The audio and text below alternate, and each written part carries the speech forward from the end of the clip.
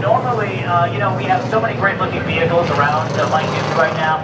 You don't want to get beat by a guy who duct tapes his number to the race car. The number is duct tape. He's undefeated this year. Car number 2 is Dave Cameron. He'll start on the outside of row number 2 with car number 63, Brian Caswell, making his first lead start of the year, and his brother Dan Caswell on the outside. Black Flag Podcast Ridge Runners, bring it to green, and we are underway.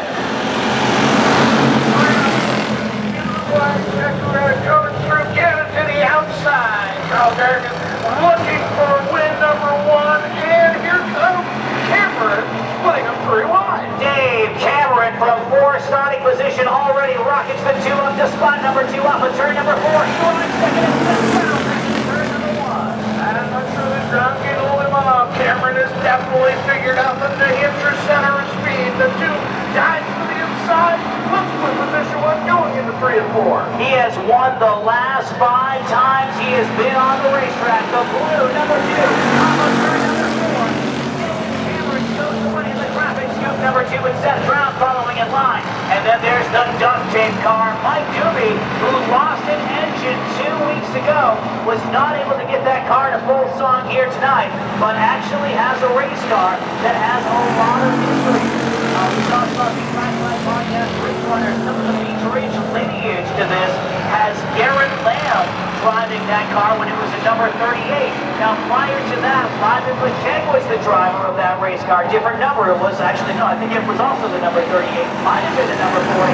So later on tonight, the Grand State Road Drive Series, you'll see Dan McKay Jr. His grandfather technically drove the number 51 for a number of years. Of course, they've changed the paint scheme. They put some duct tape on the numbers. And Mike Doobie continues to run in 3rd spot for the Ridge Runners. He goes to the inside and steps down. Goes down next to turn number 1. Doobie looks to the inside, ground to the outside, middle index, down to the low side. Ground not going to let it get away with that. Not easy. But Doobie, looking to battle back, comes into 3 and 4, gets the car a little off center, and then drives down the front stretch. They're going to What a great side-by-side race action happening off of turn number 2. Look at Seth Brown, and one thing, slide to the wall off of turn number 2, gathers it back up. Doobie's down to the inside, he'll dive into spot number 2. Hold the shot, and now here goes the crossover from Seth Brown off of 4. Brown looking to get the back. Whatever happened to the car on the backstretch.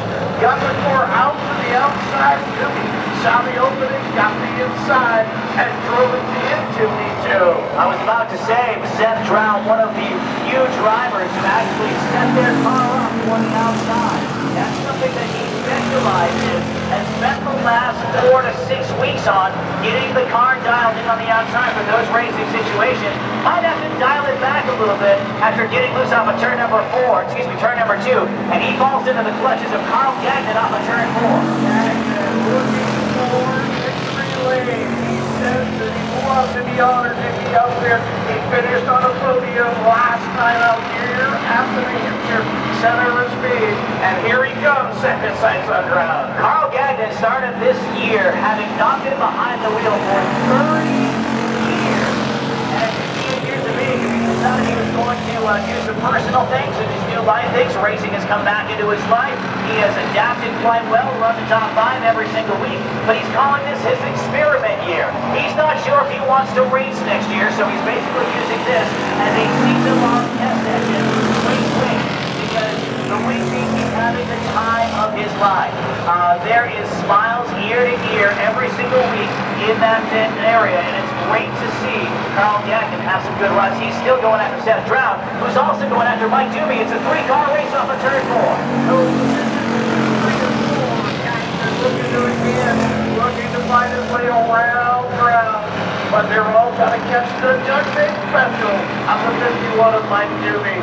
Cameron just walking away from these guys. As you say that, Randy, I'm second-guessing Cameron as a shoe-in for this race. Dave Cameron, his lap times have fallen off a little bit. We're 13 laps into this one, just 6 laps to go at the end of the start-finish line. So if we stay green, and we might not because Brian Caswell all of a sudden out of power in turn number 1. Caswell now being swallowed up by Mike Doobie. This race is not over by any stretch of the imagination. Caswell, wicked on the backstretch coming out of turn 2. He's going to try to duck it into the infield. Gets out of the racer's way. Very smart racing by Caswell. That might have saved Dave Cameron's race because I don't know if he would have been able to survive a restart. Mike Dooley has run ahead of speed. Now the car that has won the last 5 times is out on the racetrack. Is that car going to lose to a duct tape number 51? It's the ultimate David versus Goliath down the back straightaway. It's great that David's name is David because David Cameron off of turn number 4 shows the way by 3 car lengths back in the start finish line. Dave Cameron leads it back down to the turn number 1. Doobie maintains that about 4 or 5. Now back to 6 car length advantage. Equal distance to Seth Brown, who's now got a mirror full of Carl Gagnon.